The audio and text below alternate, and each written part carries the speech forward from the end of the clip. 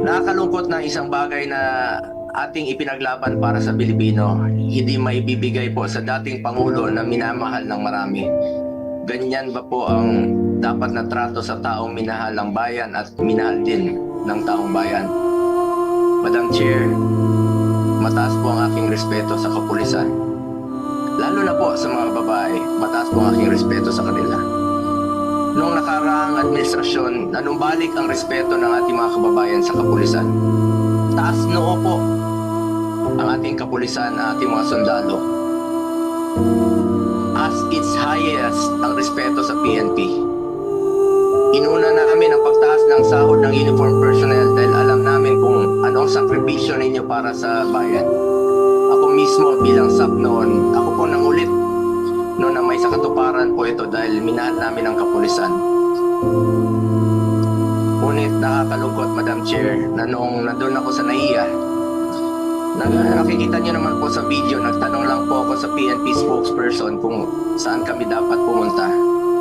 Dahil sabi ni Chief PNP Marbil sa 250 po. Nilapitan ko po ang inyong spokesperson at hindi po ako sinagot, tinakbuhan po ako. Sana naman bilang spokesperson, konting sagot lang naman lamang po.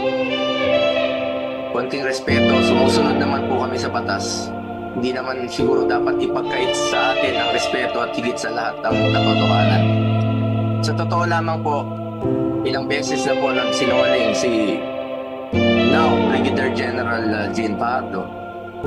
Sana po, Ma'am, bilang spokesperson, totoo lang po ang sabihin mo, alang-alang sa bayan. Your duty is to be loyal to our flag and to our country. Minahal namin kayo ni dating Pangulong Duterte. Sana, konting respeto lamang po. Kung nagawa niyo yan sa akin, magsinungaling, mas nagagawa niyo po yan sa ibang tao. Respeto lamang sana. Gaya ng pagrespeto at pagmamahal namin sa uniform personnel. Pangalawang beses na po ito na hindi ka sumagot ng totoo.